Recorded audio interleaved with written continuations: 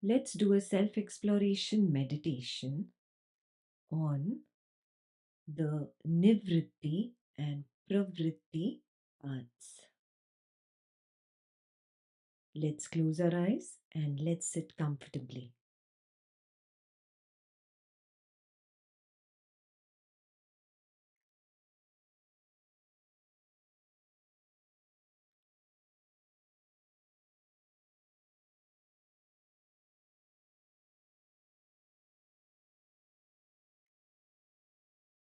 Let's bring up our personal experiential recognition of our Swapna Nidra Jnana Sadhana.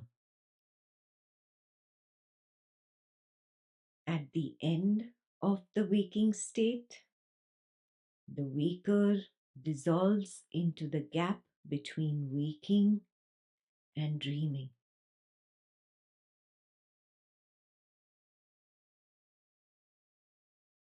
At the end of the dreaming state, the dreamer dissolves into the gap between dream and deep sleep.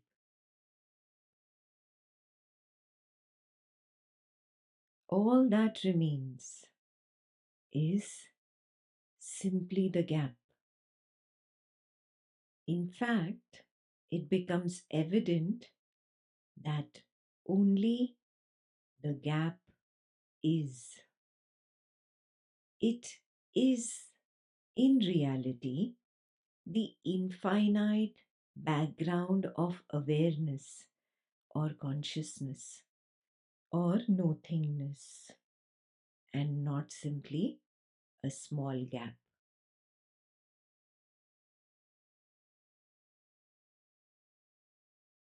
On that background of nothingness, the waker arose, played, and dissolved.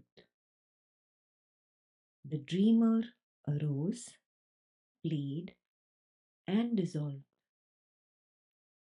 And the absence of the two arose, played, and dissolved.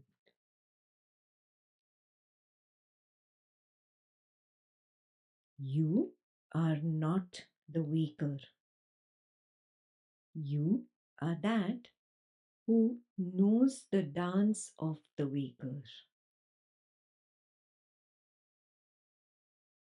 You are not the dreamer. You are that which knows the dance of the dreamer. You are not even the deep sleeper. You are that which knows the silence of the deep sleeper.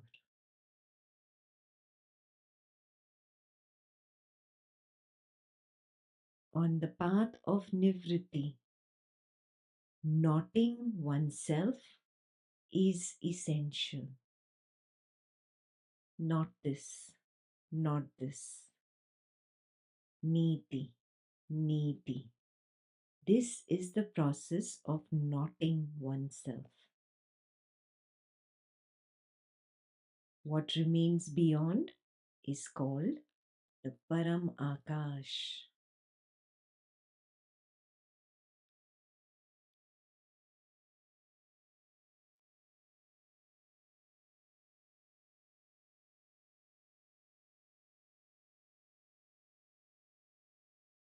Param Akash is where no thing is. Paramakash is where the world is not.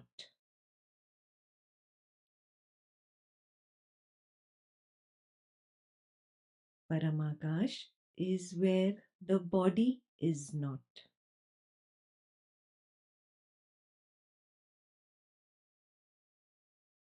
Paramakash is where words do not reach. Not this, not this.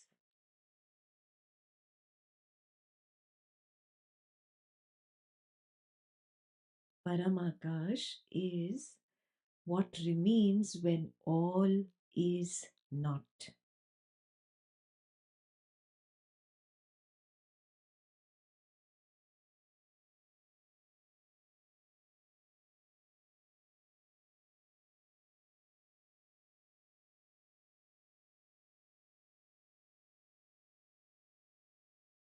Paramakash appears like darkness and silence to the mind.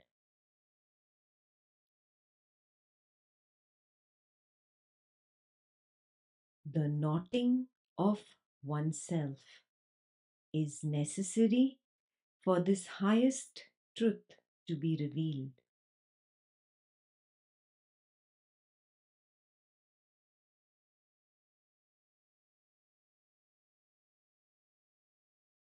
Abide beyond the world, the body, the mind.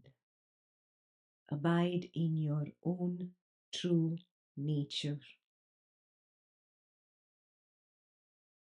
Allow the I thought to collapse. Simply be. Simply be.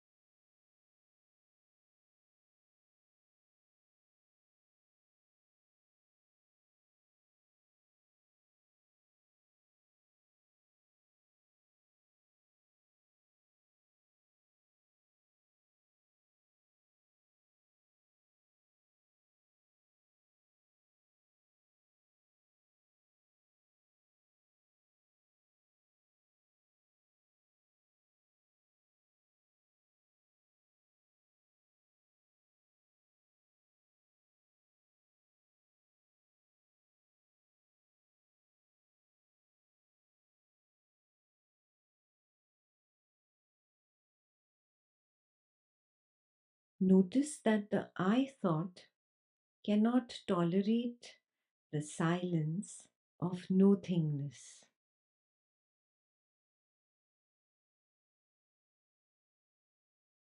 Notice its restlessness.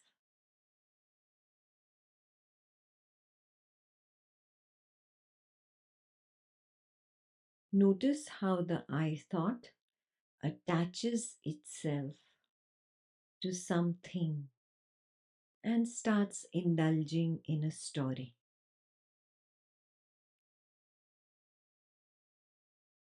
This popping out of the I thought is the beginning of the path of Pravritti. The I thought itself is the birth of the mind.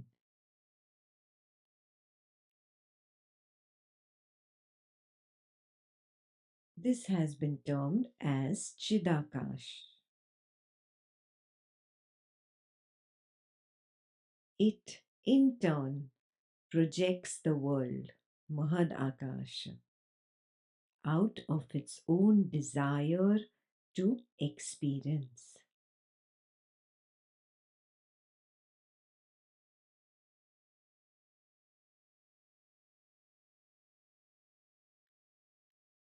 It imagines a world and manifests its own imagination.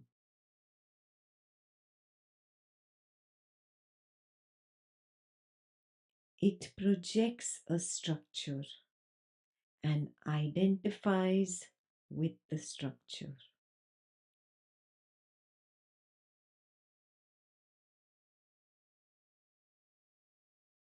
What is it that is propelling this structure? It is desire to become.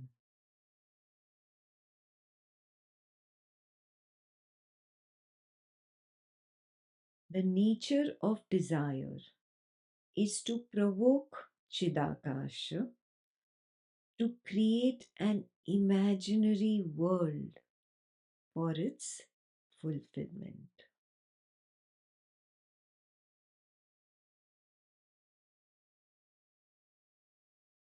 Thus, Chidakasha manifests Mahadakasha out of desiring a goal.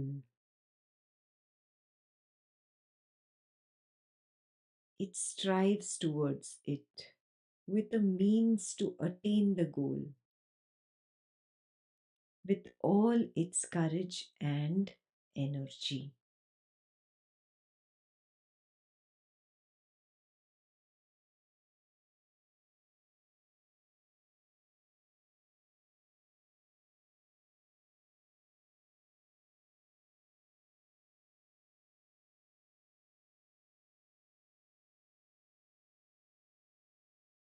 Desire is a divine attribute.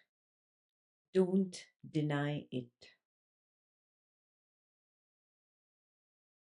Imagination of goals is a divine attribute. Don't deny it.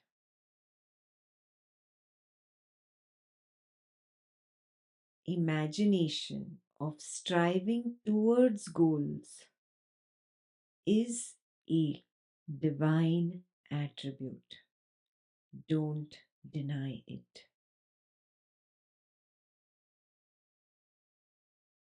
Imagination of means to attain goals is a divine attribute. Don't deny it.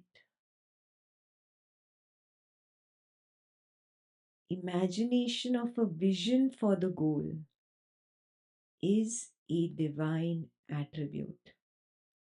Don't deny it. Imagination of energy and courage to fulfill the goal is a divine attribute. Don't deny it.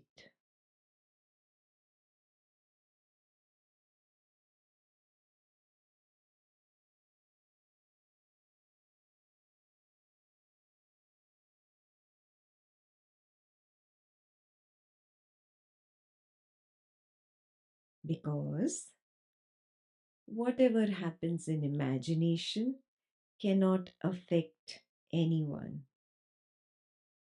Things act on things. In fact, imaginary things act on imaginary things. Imagination acts on imagination. Desire can only produce a universe of imaginary action.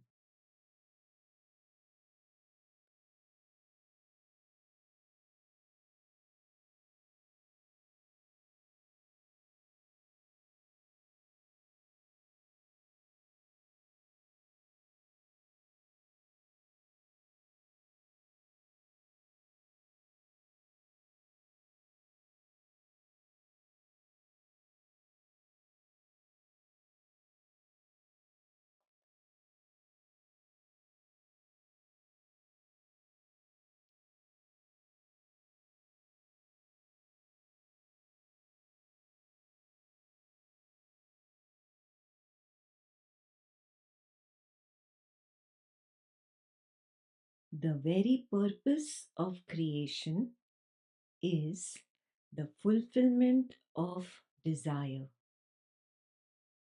irrespective of whether it is noble or ignoble.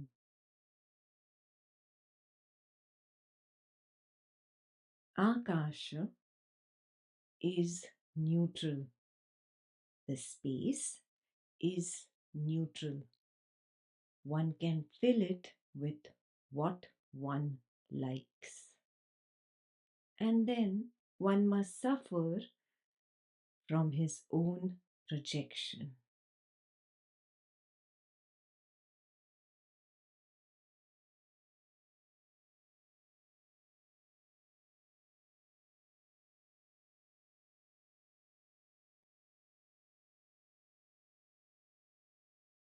Every subtle thought has the potentiality of gross manifestation.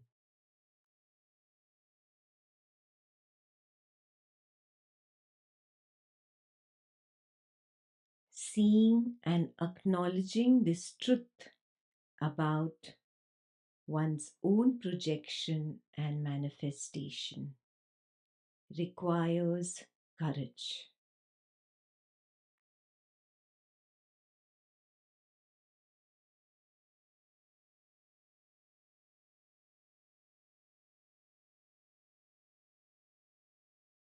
When one gathers this courage, he acknowledges that everything is only me.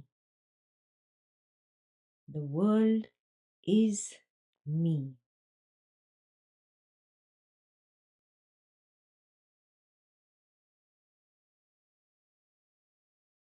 This power to manifest everything and see it as only me is termed as God. God is not a person. God is the power of manifestation.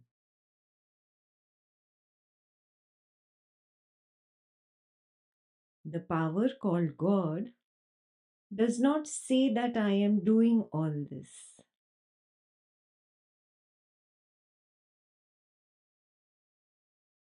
It simply happens by its own nature. The power called God is the all doer as it projects and manifests everything.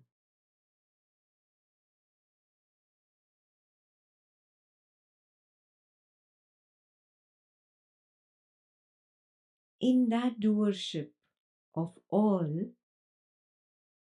good and bad both are included.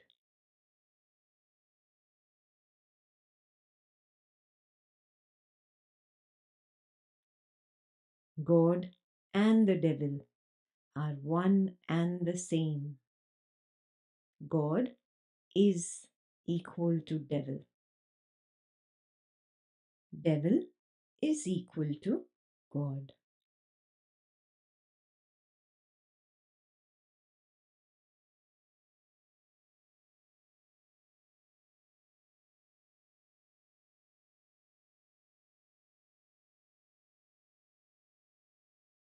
With manifestation come the imagined results of manifestation. Hence, the right path would be to have only the right desire.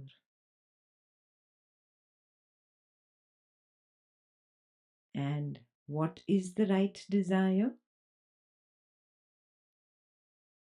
The only right desire is to want to rise above desires. This helps free oneself from the urge to create and recreate worlds.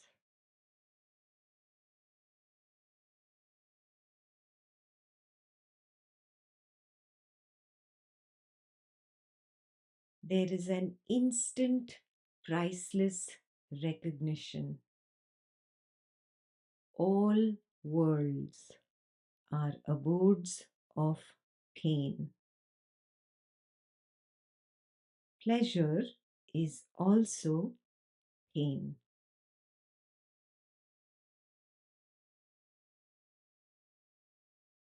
Hence, one becomes free from the urge to create and recreate pain.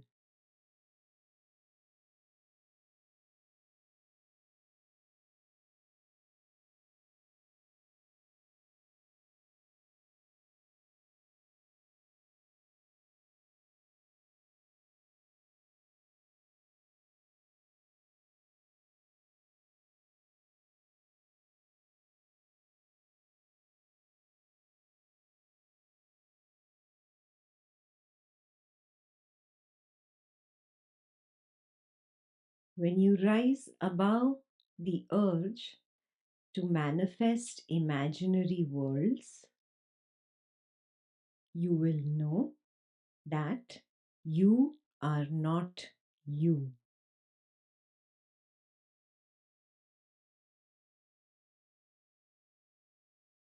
And that will trigger a natural seeking for your own true self.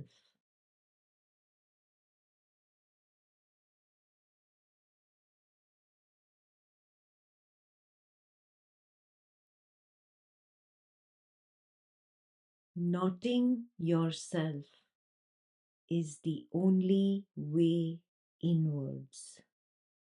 Not this, not this. Niti, niti. That is the path of Nivritti.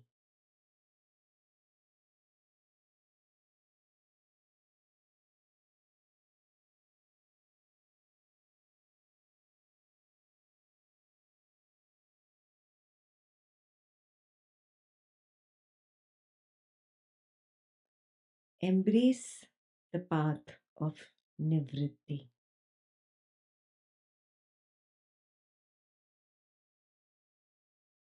Relinquish the desire to be in an imaginary world. Relinquish the lust for imaginary relationships. Relinquish the craving for imaginary events.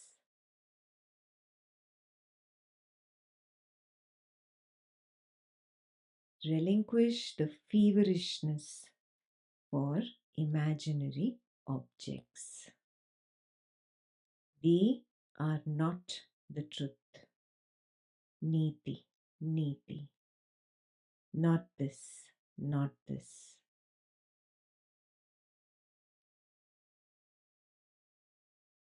Relinquish the pining for identification with an imaginary mind.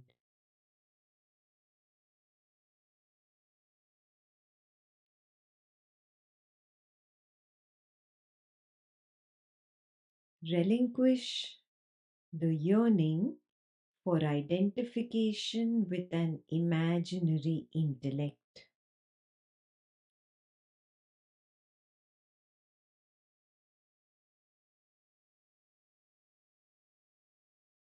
Relinquish the hungering for identification with an imaginary memory.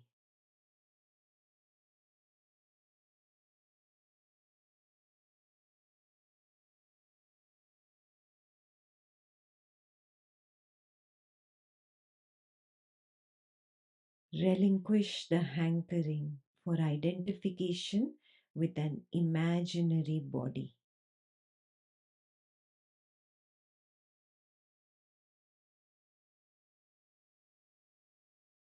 What remains is the true you, the nothingness, the nobodiness.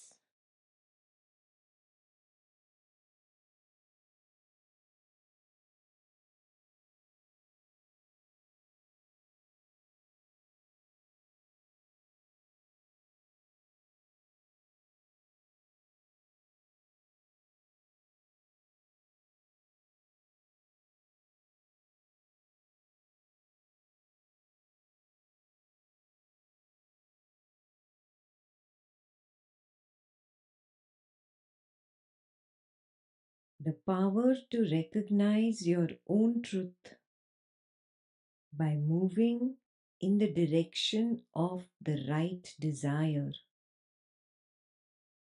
is called jnana.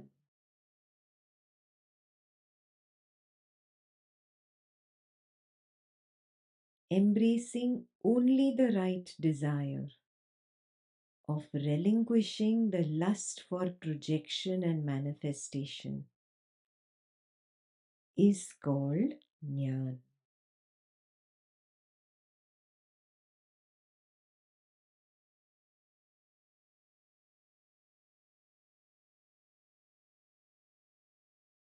The one with such a power is called a jnani.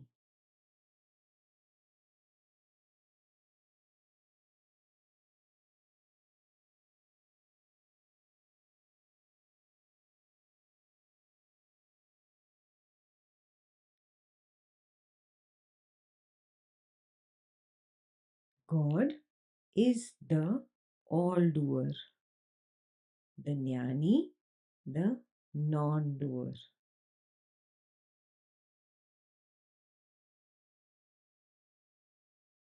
Have you relinquished doership yet?